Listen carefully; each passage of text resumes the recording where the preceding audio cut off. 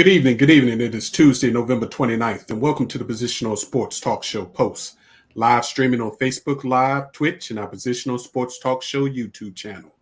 We are a sports talk show made for the fans, from the perspective of fans, presented by lifelong sports fans. We will provide our opinions and positions on the hottest topics in sports this evening. My name is Big Reg.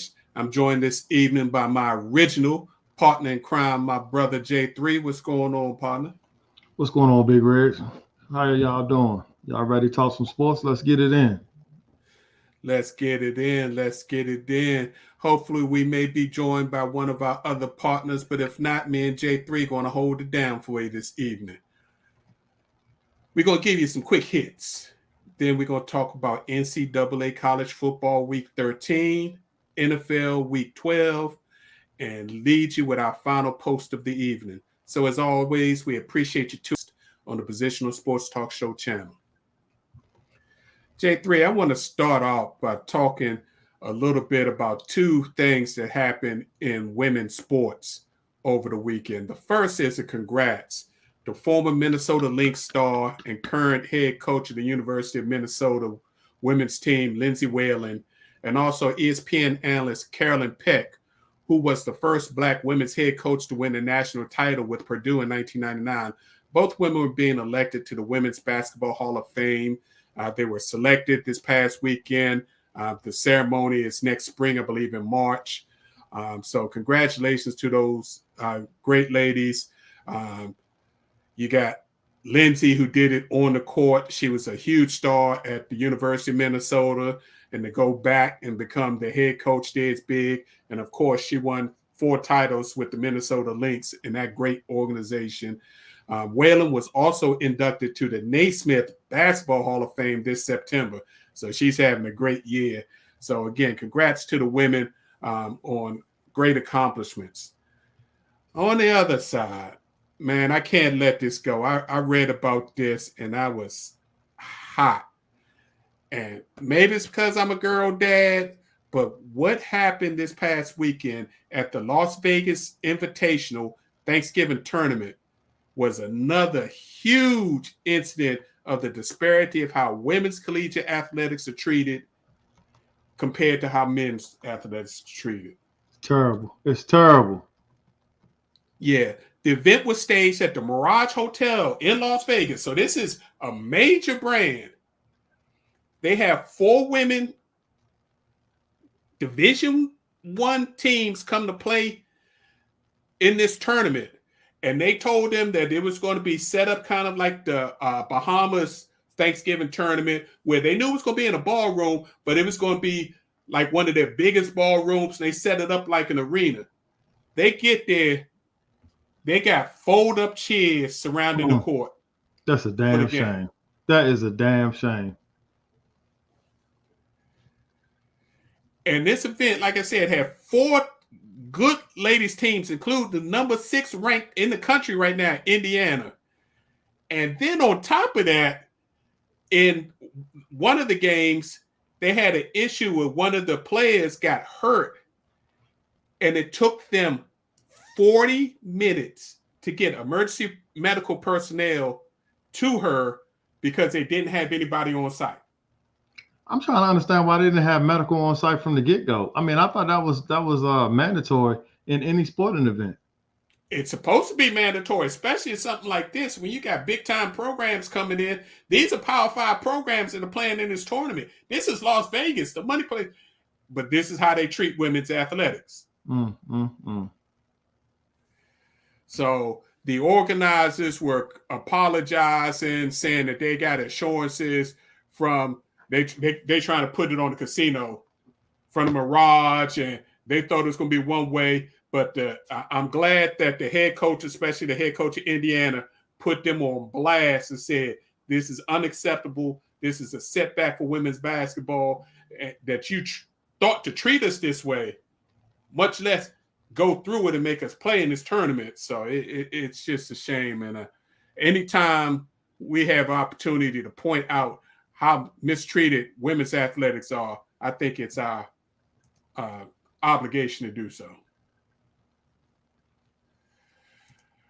All right, moving on. the big news of the day, Men's World Cup.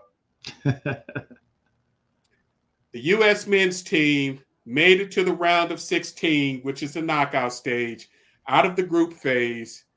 They got a 0-0 tie against England last Friday, and today had a must-win game. They had to beat Iran, not tie, but had to beat Iran in order to make it out to the next phase.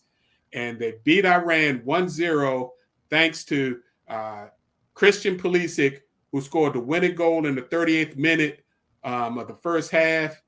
And if you didn't see this play, it came off a great pass, and Pulisic was running full steam, never slowed down, never stopped, got his foot on the ball to kick it in, and ran full steam into the Iran's goalie and ended up causing himself a major injury.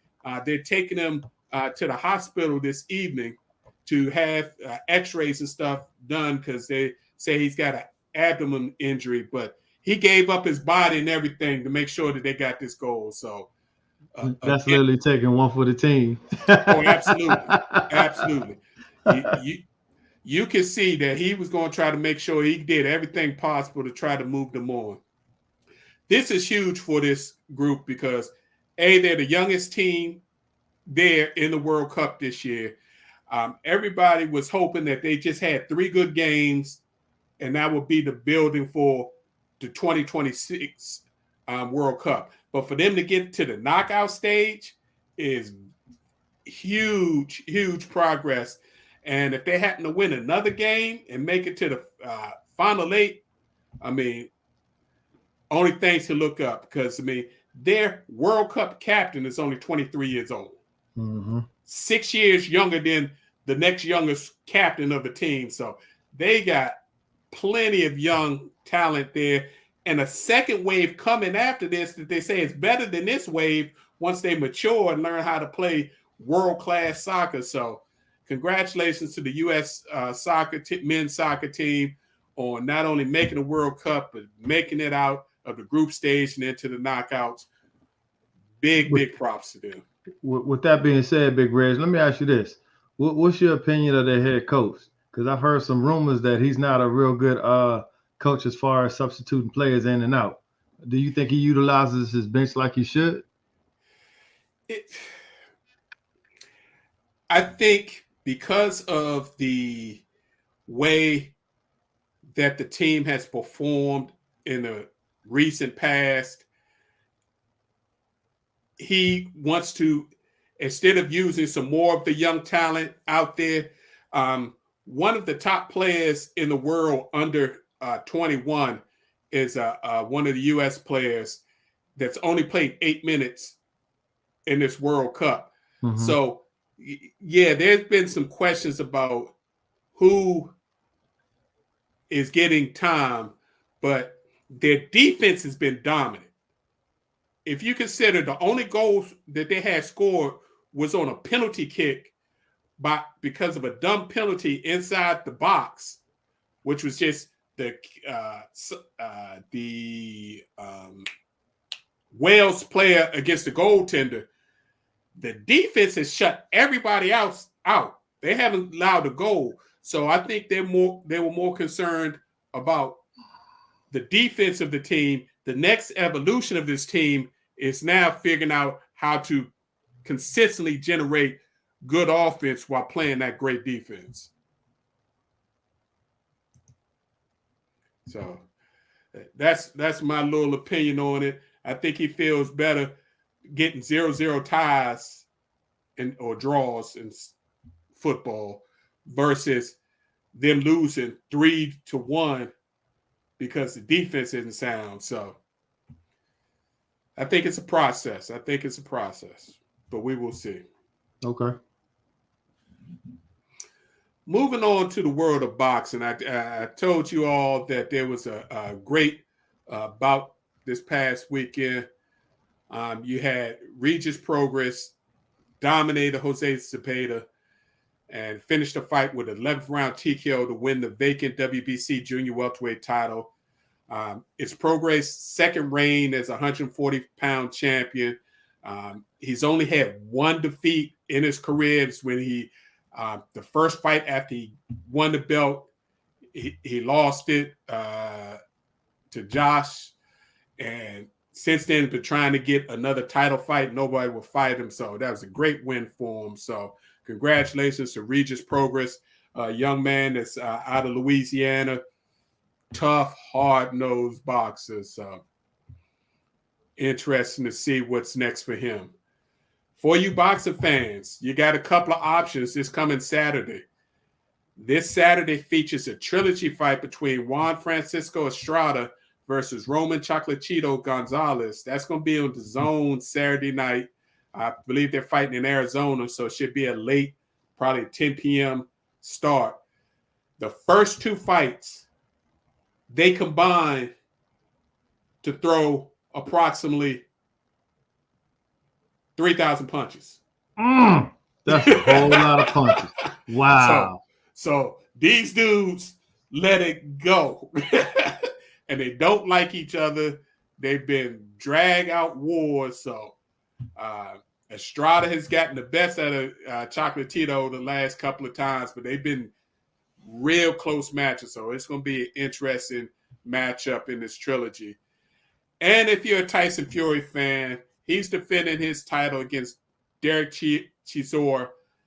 It's the third time. He's beaten this guy twice already. He's a European fighter. Fury just wanted to make some money, get busy. But if you're a Tyson Fury fan, you can check that out. That's going to be on ESPN Plus. Probably be another easy knockout for him. He's hoping in 2023 to try to unify the titles because the three-belt champion, Usyk, said he needed to rest the rest of 2022 and wouldn't fight again to 2023. So that's what's going on in the world of boxing. And that catches you up on our quick hits for the day. Anything you had, J3, that you wanted to add in the quick hits? Not at all, bro. All right. Let's move on to the world of college football. Right now, I got on in the background the college football playoff. Most recent rankings, Georgia State, number 1. Michigan moved up to number 2. TCU moved up to number 3. USC moved up to number 4. And Ohio State, who was ranked number 2, but got boat raced by Michigan, dropped to 5th. Correction, bro. University of Georgia, not Georgia State. Okay, I thought I said University of Georgia. Okay. No, you said Georgia State. Okay. Yes, Ohio State's number 5, and Alabama comes in 6, and Tennessee 7. So what you've got basically now are the top 4 teams basically control their own destiny.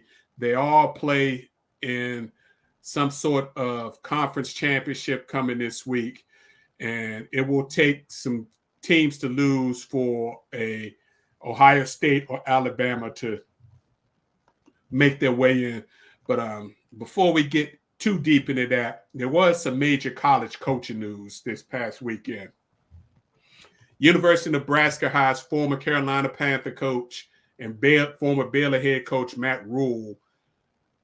You talk about failing upwards. I mean, this dude signed a 7-year deal with Carolina, didn't make it through 3 seasons, just signed an 8-year contract with Nebraska that's going to pay him in the top 10 in college football. What does that sound like? Yeah. So what does that sound like? Absolutely. So the good news is the Carolina Panthers get off the hook for paying his remaining salary because he's taking a job that's going to pay him more than what he was making at Carolina. So that's interesting. University of Wisconsin hires Cincinnati coach Luke Fickell as their new head coach. Now, this is interesting because Luke Fickell last year led University of Cincinnati to the college football playoffs. and there were some games that some jobs that people thought he was going to be up for last year, but because his team kept winning and made it to the playoffs, he wasn't able to interview. So now he takes the Wisconsin job, leaving Cincy. He got a 7-year deal that's going to pay him close to $8 million a year. Auburn hires Liberty head coach Hugh Freeze as their new coach. That's interesting because Hugh Freeze, for the last 4 years, was at Liberty, but the reason why he was at Liberty, prior to that, he was the coach at Ole Miss and lost his job because he was using the university-supplied phones to book escorts. Mm-hmm. So he's getting a second shot in the SEC. I am happy to learn that, though. One of Auburn's main points when they were interviewing coaches is they wanted to keep the interim coach, Cadillac Williams, on staff. So Cadillac Williams was given the title as associate head coach. So he's going to stay on board with Auburn, get a nice little pay bump. But at least he doesn't have to look for a new job, and he's at a place he loves. But not yet, anyway. Yeah. Last two coaching big things that have happened. Arizona State hires Oregon offensive coordinator Kenny Dillingham as their new head coach. Dillingham is only 32 years old. He'll be the youngest FBS head football coach out there. And of course, you know his background. Again, as other things, he gets an opportunity that Cadillac Williams, who's been paying his dues and all that, doesn't get, but we know why that is. Mm-hmm. And lastly, on the coaching front, in a little bit of a shock, Stanford University head coach and alum David Shaw resigned after another losing season at Stanford. Shaw was the head coach for Stanford for the past 12 seasons, won 3 Pac-12 championships at Stanford, which is very hard to do. Before that was the offensive coordinator at Stanford. To see him step down as the head coach is major. And to have a black man who was running one of the top universities programs in the country was big. So we'll see what Stanford does next with their head coaching situation. Hey, before you go off those college tips, hasn't been confirmed about what Primetime's going to do? That was going to be a whole separate subject.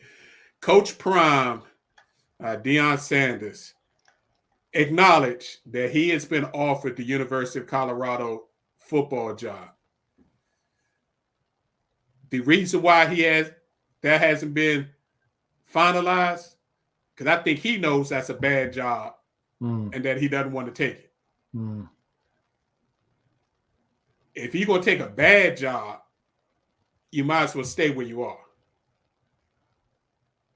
So he also said there were other universities that had inquired about bringing him in, but he didn't want to elaborate more.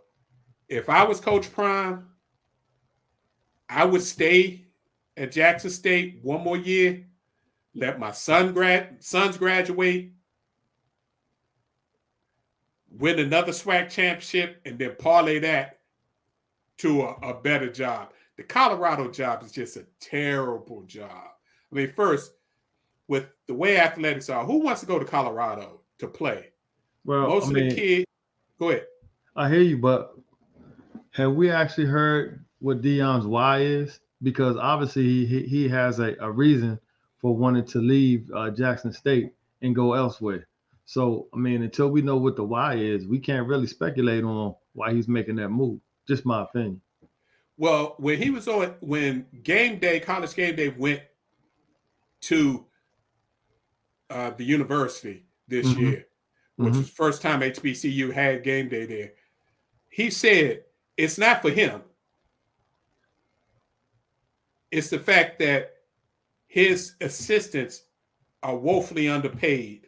Mm-hmm. and the facilities that are available for the athletes because of the difference in funding that HBCUs get in general, but especially HBCUs athletics is an issue. So if he was going to make the move, it was going to be to a Power 5 program that could provide his assistant coaches with the salaries he thinks they deserve and to provide better facilities for his athletes that he can go out and get better, bring in more student athletes to that and help them grow. It's what he said. So does that mean whatever salary that he earns or receives, he's going to give to his staff so that they can elevate their funding? Because unless he's bringing them with them, all that's going to do is bring Jackson State down again, and they're going to be starting all over again.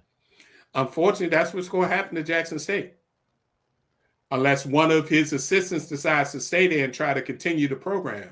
Mm-hmm. But yeah, that's what's going to happen because I think Prime makes $800,000 a year. Mm-hmm. You have strength and conditioning coaches at some of the top Power 5 conferences making what he makes. Mm. Strength and conditioning coaches.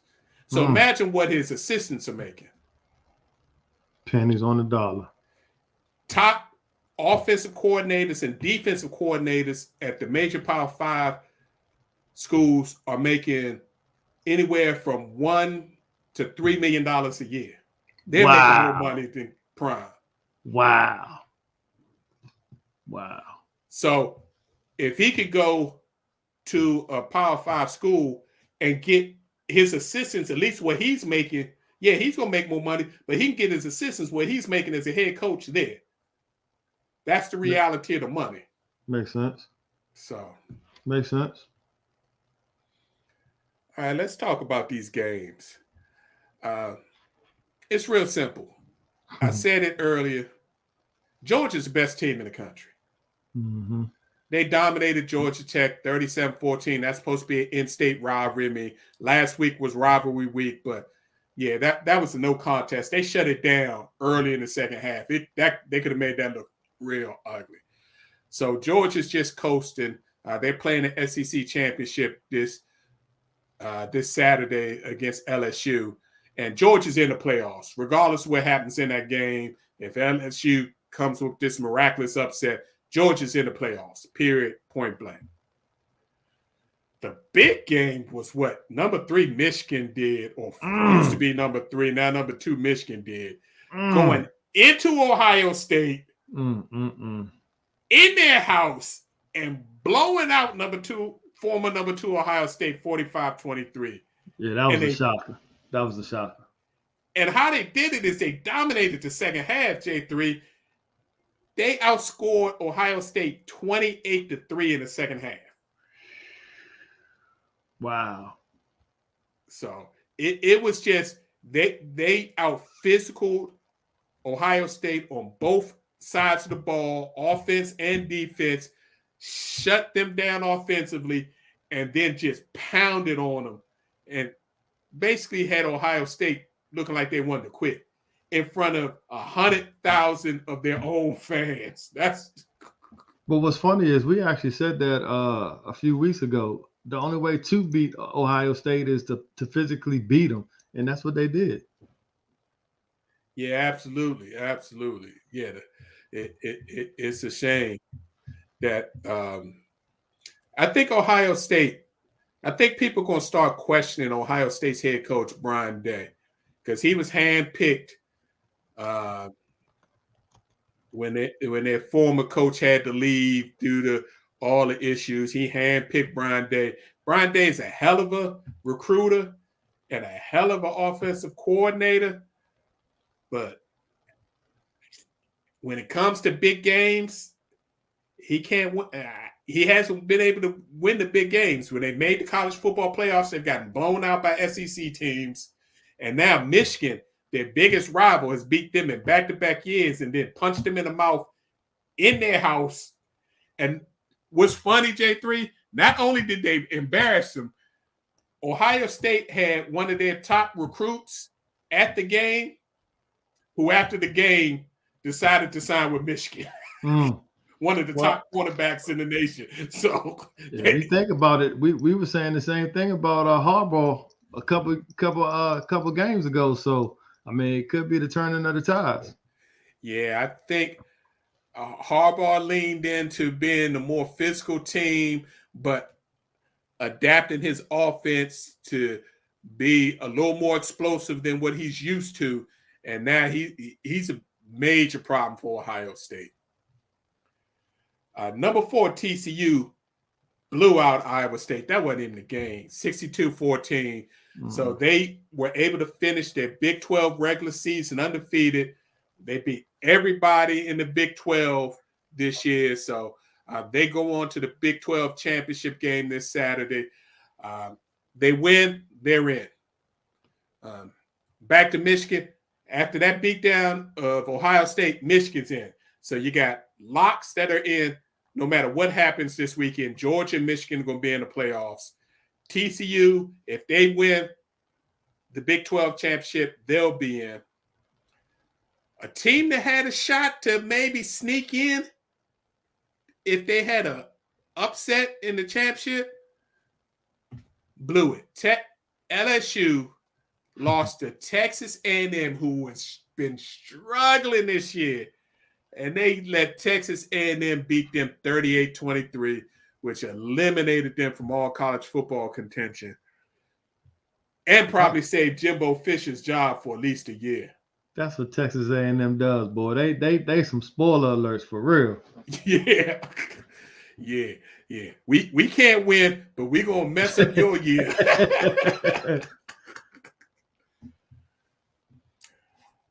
I'm happy for a local kid or young man, quarterback Caleb Williams of the USC.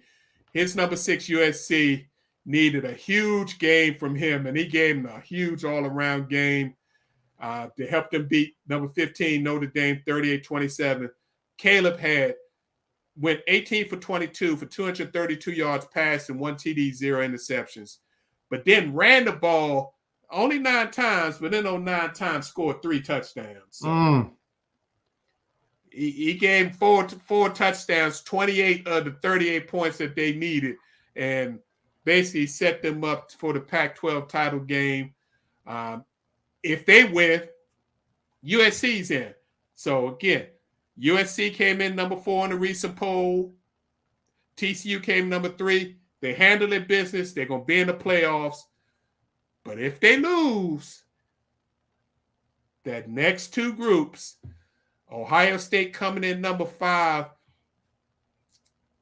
it's going to be real interesting to see if one of those teams lose, what the College Football Playoff Committee is going to do with Ohio State and Alabama. Ohio State only has 1 loss, but that 1 loss was ugly. Alabama's got 2 losses, but those 2 losses were a combined 4 points, both on last plays of the game as time remaining. Field goal by Tennessee, and then a 2-point conversion by LSU. So, in my humble opinion, y'all know I'm a Bama fan. I don't think Bama played well enough this year and did what it takes to be in the college football playoffs. The only way I see they should get in is if both USC and TCU lose this weekend, which I don't think is going to happen. Ohio State, they're probably going to let them in because their only loss is to the number 2 team in the country. Arguably, depending on who you listen to, some people think should be the number 1 team since they got the best win of the year. So I think that's going to push them. Plus, there's some SEC backlash. They tired of seeing the SEC get 2 teams in the 4-team college playoffs. So it'll be interesting to see what happens. I'm hoping that TCU and USC do what they're supposed to do, win their games, and that way nobody has to be concerned about who should it be, Ohio State or Alabama in there. Did you see that University of South Carolina upset Clemson over the weekend? Man, we said Clemson was fake all year, so I'm not surprised that they lost to South Carolina. I mean, that is absolutely terrible. This is potentially the ACC champion, and they get ready to get beat by a 500 South Carolina. That just Dabo slipping. He lost both of his coordinators. His quarterback looks like he's not progressing. He got problems on the horizon. Luckily, he's in the soft ACC, so he can still continue to win conference championships, and nobody's going to mess with him. So this Saturday, if you're into college football, you got a few notable conference championship games. The big one, number 6 USC versus number 14 Utah for the Pac-12 title game. That's actually going to be on Friday. It's 8 p.m. Friday. It's going to be on Fox. Again, if USC wins, they get into the playoffs. But USC's only loss was to Utah this year in a great game that was 43-42 back and forth, and Utah scored the last touchdown to win that game. So got a chance. On Saturday, you've got number 4 TCU going against number 12 Kansas State. TCU has struggled with some teams having to come back from behind in about half of their wins this year. Are they a team of destiny and just make to the college football playoffs and stay undefeated in the Big 12? Or do they finally get tripped up and can't make that fourth quarter comeback and end up losing their shot? That's 12 p.m. Saturday. That's going to be on ABC, which is interesting. The SEC championship is number 1 Georgia against LSU. LSU, quite frankly, if Georgia comes to play, they should blow LSU out. That's at 4 p.m. on CBS. And then number 3 Michigan is going to play against Purdue in the Big Ten title on Fox. Again, Michigan is stronger, faster, more athletes, should win, unless they let that big win against Ohio State hang over them and let Purdue stay in this game. But the game I'm most interested in this weekend, J3, Jackson State versus Southern for the SWAC championship. Can my boy Prime win his second SWAC title in a row and prove who is SWAC and make it to another HBCU national championship game the following week against the MEAC championship? So that's what's on top for the weekend for your college football. Any games you're looking forward to watching? I just want to sit down and watch a game. How about that? That would be lovely. Yeah, Professor. Notre Dame, they fought in that game. They were in it for most of the game. So shout out to Notre Dame and the coach. They really turned things around, and they're looking like that program is headed in the right direction, which is great for the University of Notre Dame. Let's switch over to the NFL news. Some teams keep winning, but I'm starting to see a little more cracks in the armor. The Eagles beat the Packers 40-33, so the Eagles remain with the best record in the NFL at 10-1. Jalen Hurts had to utilize his legs in the first half, breaking off QB runs. He rushed for 120 yards in the first half, J3. Right. He was beasting. He was definitely beasting. Then in the second half, he said, okay, y'all going to slow the run down. So he started throwing the ball and dropped 2 TDs in the second half with no interception. So Jalen is doing all he can do to make sure that the Eagles keep winning. But the Eagles got a problem. Teams are running the ball against them with ease. Yep. I mean, they picked up Sue. They picked up another defensive tackle, their rookie defensive tackle. They're hoping to get him back. But they went from one of the dominant defensive lines to now, if you can run the ball, you got a chance at beating the Eagles. Mm-hmm. And the top teams in the NFC now, San Francisco 49ers can run the ball. Mm-hmm. Dallas Cowboys Mm-hmm. can run the ball. Minnesota, when they want to run the ball, they can run the ball. But Philly shut them down. So Philly ain't worried about Minnesota. They punched them in the mouth already this year. So, but Cowboys, the 49ers are problems that they really don't want to deal with. And a sneaky, scary little team. They're not going to beat you by a lot, but they stay in games and they're starting to play well. The Washington Commanders are actually playing good football now that they got their boy Heineke under. They get Chase Young back this week on defense. Their defense is playing better, and they can run the ball. So the Eagles, I still think you're the elite team of the NFC. I still got you in my top tier as the only NFC team, but you got to start showing that you can stop the run. Professor J, I totally agree. Speaking about those Commanders, they beat the Falcons 19-13.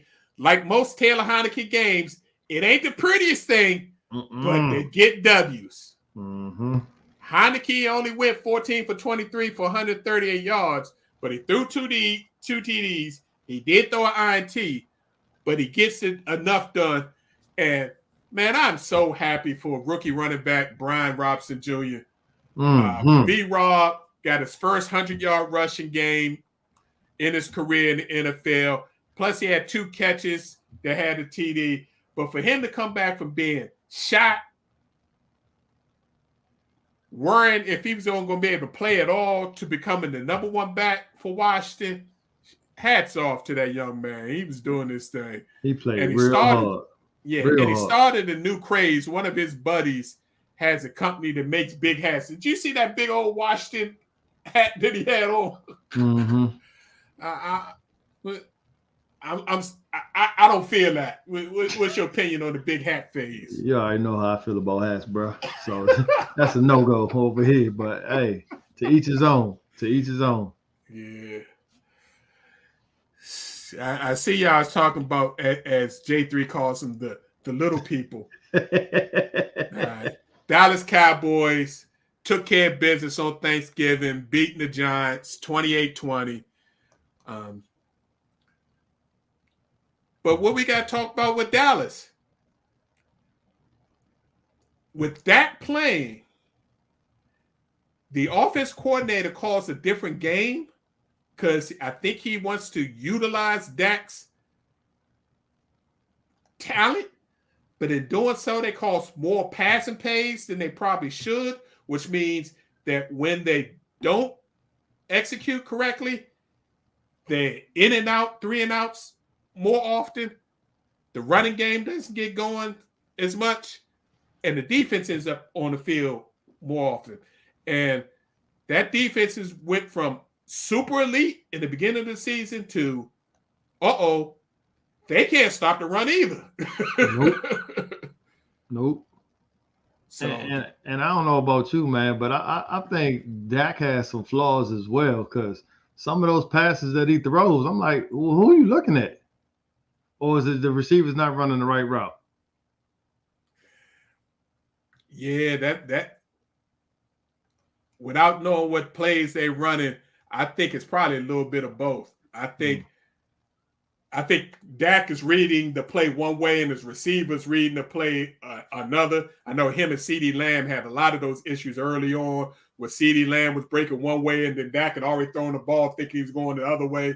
So, yeah. What looked like a dominant defense that just needed the offense to come around now is suspect defense that, as long as you can keep them out of being able to just pass rush you all the time, because that Micah Parsons, if you allow him to just pass rush, you're going to have a long day. But just like you said, the way to beat that is run the ball. Absolutely. Just keep running it. Keep running it. The quietest, best team in the AFC, the Kansas City Chiefs, they just going about doing their business, ain't making no noise. Patrick Mahomes is figuring out all his new toys since he doesn't have to cheat anymore. And he just, distributing the ball all over. Everybody get to eat. I think but by the first half, he had thrown to at least 10 different players. Yeah. Yeah. So wow. They are truly just on cruise control doing their thing and just, continually getting better in the offense, and the young defensive players are starting to get better. And Chiefs going to be a problem because Patrick Mahomes is truly that dude. And that rookie running back, Isaiah Pacheco, that they got out of Rutgers. Smoking. He is smoking. He running hard. I just heard that they picked up the running back that Denver released. I know he's got a fumbling problem. I know you got Melvin Gordon. Melvin Gordon got picked up to the practice squad. No, that dude, man, he got fumbleitis badly. Yeah, but watch what I tell you. It may take them a few weeks for them to figure out how to use him. They're going to figure out a way to utilize him, and he's going to be a problem. Another weapon to add to all those weapons. So, man. Yeah, what you think about your boy Kirk Cousins? It wasn't quite prime time, but it was a late game. But they put a beat down on the Patriots, 33-26. Cousins threw for almost 300 yards, threw 3 TDs. Do you believe in the Vikings at 9-2, or you like me and still question when it comes to the bright lights games that Kirk Cousins is going to fade away? Well, first of all, I mean, the Vikings has a lot of pieces on the offense that they can be dominant. And just on the opposite side, their defense. I think the Vikings are truly a playoff team. Whether Kirk is going to get them to the promised land, to a Super Bowl, I don't know, man. But they have the pieces to get there. So time will tell. As long as Kirk continues to get the ball to Justin Jefferson, he's only been slowed down in 2 games this year. And I think part of that was Kirk was scared to force the ball to him where he was playing against top flight cornerbacks because he was scared to throw interceptions. Professor J said, "Stop blaming Kirk." Did you say that when Dallas punked him and ain't score anything and Justin Jefferson got shut down a week ago? Come on now. Yeah, come on now, Professor J. Come on now. That was ridiculous. Their 2 losses, they got punked. Philly did it early in the year, and then Dallas did it a week ago. I'm just saying. Just saying. Buffalo Bills, they keep winning, but man, it looks ugly sometimes. Your boy Josh Allen threw another bad interception. They struggled to beat the Lions on Thanksgiving 28-25. They supposed to be one of the best teams in the NFL, and you struggling to beat the Lions? Well, first of all, give the Lions some credit because they have been playing good ball all season. They ain't won a lot, but they're always in the game.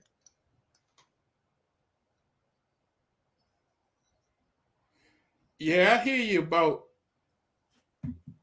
being in a game, but when you're supposed to be one of the elite teams, everybody's talking about they the favorite to win the NFL title this year ahead of Kansas City and all these other teams. You can't struggle with Detroit. So, and then they lost. We got to talk about the loss. They lost their defensive end, Von Miller. They don't know the extent of the injury, whether it's season ending or just a few weeks. But I think that's also going to hurt them because he changed that defensive line.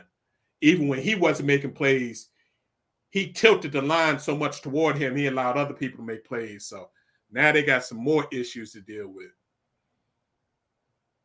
But quiet as it's kept, those Dolphins, who've already beat the Bills, won an easy game, and J3. Tua. Tua and the Dolphins did something in the NFL that you rarely see. They put up 30 points in the first half. In the first half, and then just coasted it out. And they just shut it down. They pulled Tua and the offensive players at the end of the third quarter. They didn't play the fourth quarter. Yeah. That's college stuff. Yeah. Saving them for the playoffs. That's scary. Now, the Dolphins got some tough games ahead of them the next 3 weeks. I think they're on the road 3 of the 4. Let's see how they come out of that. But if the Dolphins can come out of those next 3 games, 3 of 4, win 3 out of 4 of them, the Dolphins got a real shot this year. And Tua, just like Jalen Hurts, 2 quarterbacks that people thought, are they really a franchise quarterback? Do we really want them to be the face of our franchises? The answer is yes. Absolutely. Absolutely. A scary team coming is the Cincinnati Bengals, dude. I mean, they're without their best wide receiver, Jamar Chase, and they just keep getting W's. Yeah. Their quarterback is getting healthier, and he's just utilizing more and more of his weapons. T. Higgins had 7 catches for $114 in the TD. Samaje Perine, who was filling in for their starting running back, he had a touchdown and caught a couple of passes. So, I mean, they getting healthy. And the way the Ravens are playing, if the Ravens don't figure out what's going on with their team, the Bengals can mess around and win the NFC North or the AFC North. Easy. So, yeah, I don't know what's going on with the Ravens, man. I don't know if Lamar is trying too hard or if he's concerned about the contract or if it's a combination of both, because right about now, he ain't playing the best on the field. I didn't see the entire game. I saw some highlights, but from what I've read, there were 2 touchdown passes that were dropped by 2 different receivers. His tight end dropped 1 and a receiver dropped 1. So that's the difference of 8 points right there. But let's put the blame on who it should be. How can your defense give up 4 fourth quarter leads? 3 of them were double digits, and this last one was 9 points. So you can't keep putting it on Lamar. The defense, I gave you a double-digit lead into the fourth quarter. Stop somebody. Hey. Don't blame it on the quarterback. This is supposed to be a team that's based off of their defense. Y'all got to figure out a way to stop somebody. And you definitely shouldn't be losing to Trevor Lawrence in the fourth quarter, letting him come back. Come on now. Speaking of defense, though, the San Francisco 49ers, for the past 5 weeks, since they started getting healthy, are playing a whole new level of defense. They shut out the Saints. Now, it wasn't a pretty game. It was only 13-0. But in the last 3 games, the Saints defense has shut out their opponents in the second half. So they figure out what you're doing in the first 2 quarters. Then after that, they just, you ain't scoring no more. That's called good coaching because you're making adjustments.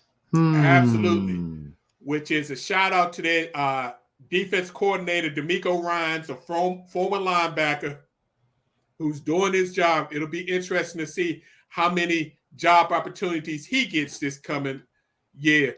Being a former player, they don't tend to give former players head coaching positions, especially when they're on the defensive side of the ball. Then add the fact that he's a black coach. But what he's doing with that defense is just tremendous. It's going to be hard to deny him. And he's an obvious leader. He was a team captain for all the years he played. So it'll be interesting. The 49ers are slowly but surely putting all the pieces together with all that offensive weaponry they have, and now the defense is playing lights out. They're going to be a problem. Yeah, as long as they stay healthy. What's your thoughts on your boy Deshaun Watson? He's served his 11-game suspension. He returns this coming week, and he goes to play against the Texans. My opinion is this: if he's been working out like I believe he has while he was waiting to finish his suspension, I think he's going to be very effective with Cleveland. And I say that because Cleveland also has quite a few pieces on offense and defense. And so if they can win a couple more games, I think they're going to be a problem in the AFC North. I hear you. I hear you. Shout out to that tight end, David Njoku. He made a catch in overtime in the back of the end zone, one-handed, jumped up, grabbed it. It was incredible. So shout out to the Browns, 4-7 through their 11 games without their number one quarterback. So it'll be interesting to see what Watson has left over these last 6 games. New York Jets got a little controversy. We saw what happened to the poor playing of Zach Wilson, and then the dumb comments he made, not taking responsibility for his poor play. So they replaced him last week, saying that Zach Wilson just needed to reset, and that they was going to replace him and then get him back up to speed and put him back in. Well, backup quarterback Mike White said, "Oh, not so fast." He got to start, and Mike White went off 22 for 28, 315 yards, 3 TDs, no interceptions, and the offense looked totally different. The only time that offense looked close to this smooth was when Joe Flacco was playing in place of Zach Wilson. So they got a Zach Wilson problem.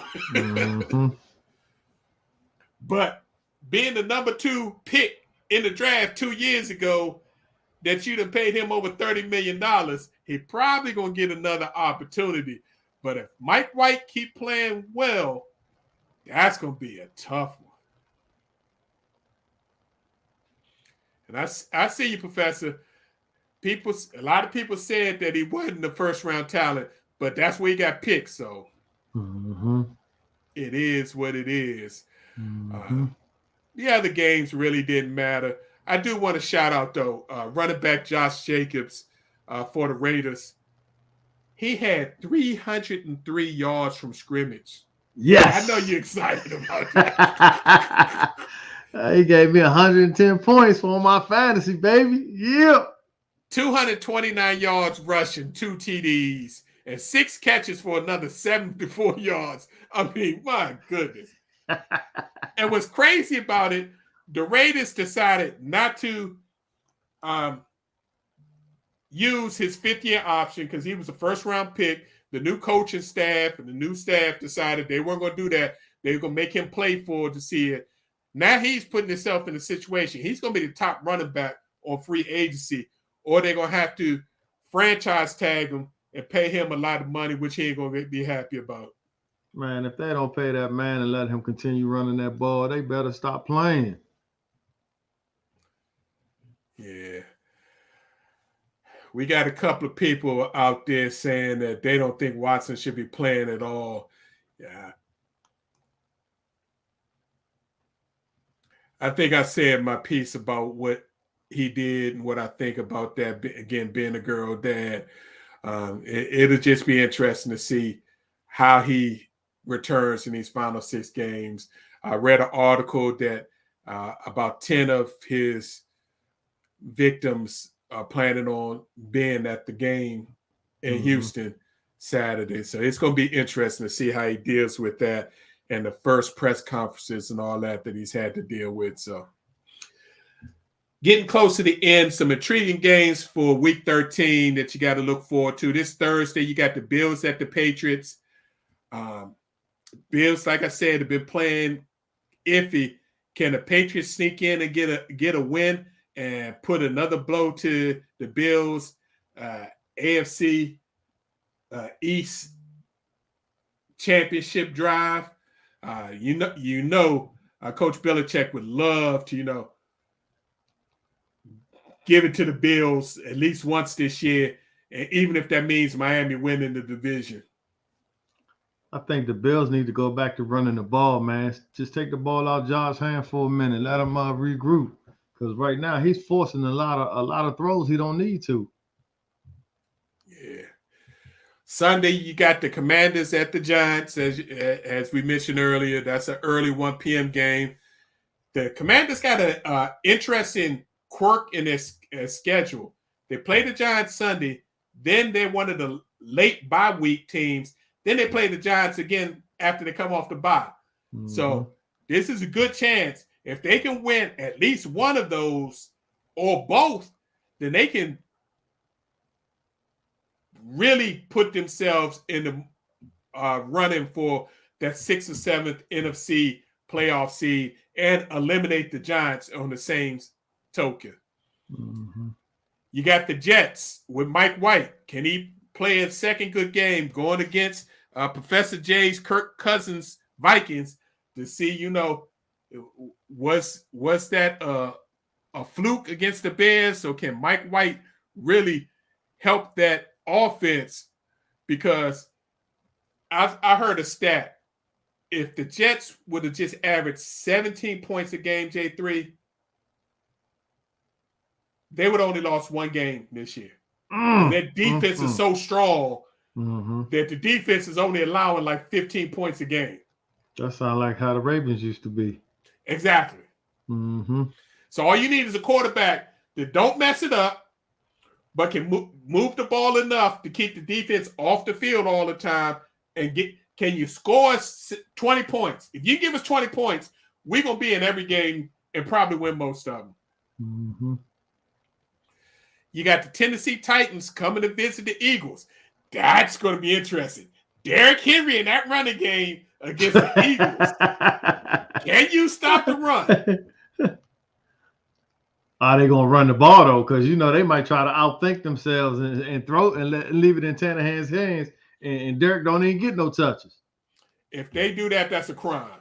Mm-hmm. That's a crime. I mean, that's the only way they can beat them is to run the ball and keep Jalen Hurts off the field. Dolphins in their first big road test go out west to the 49ers. That's a 4:00 game. That's going to be an interesting game. Yeah. Can the 49ers defense slow down this high-powered offense? Chiefs at Bengals. The Bengals went into Kansas City and eliminated them in the championship game last year to go to the Super Bowl. Can the Chiefs go into Cincinnati and return the favor? Chargers at Raiders. I think that's an elimination game. Whoever loses is definitely done. Colts at the Cowboys. That's your Sunday night game. That should be an easy win for the Cowboys, but we'll see. Are the Colts going to run the ball at Dallas? If they do that, they got a shot. And then your Monday night game is a stinker, but Saints at the Bucks. It's an NFC South game, so it should be competitive. So that's what we got for you in NFL. The Cardinals and the Panthers are both in buys, so it's getting real. All the games now are really important for the teams that are in contention, and we're going to see who's real and who's not over the next 4 to 5 weeks, J3. Mm-hmm. What's your final thoughts on the NFL before we give our final post and get up out of here? I just hope the continuing season, no one gets hurt, and we can continue to see excellent football because these games have been nail biters, and that's what we want to see as fans. Good one, good one. Hey, I want to give a shout out to our man Jay Wills. Hope you. I know you're dealing with something, partner. Just let your body go through what it has to go through. I know the missus is taking care of you. And if you need anything, give us a shout. We here for you. Come on, Ed. Y'all funny. All right, it's time for our final post so we can get up out of here. What you got for me, J3? Yeah, I hope everyone enjoyed Thanksgiving. Christmas is upon us. Just remember what the real reason is for the season, and let's stay positive and keep it moving. That's excellent. It's interesting. We're on similar wave thoughts. I also would like to hope everyone had a happy Thanksgiving and celebrated the holiday for what it's meant for, to give thanks. And in that vein, I'd like to give thanks to my two women, my wife and my baby girl, G. I appreciate y'all. I'm thankful for y'all. And G, I always tell you, you are my biggest accomplishment. Thank you for hosting me, your mom, and our cousin over at your new digs across the pond. We had a great time being with you, getting to meet some of your friends. And again, I'm so proud of you doing what you do, trying to live out your dream. Continue doing that. Please be safe because your daddy worries. But I am so thankful for you ladies. And hopefully everyone got a chance to tell their family members who they love and care about that they're thankful for them as well. All right. The last thing we're thankful for is you all, our fans and our family. We'd like to thank you all for tuning in and listening. We greatly appreciate your time and opportunity to share our positions on sports with you. Please tune in each and every Tuesday at 7 p.m. for our next live show. You can also download this show and previous shows via our Facebook or YouTube pages. Just put in Positions on Sports Talk Show.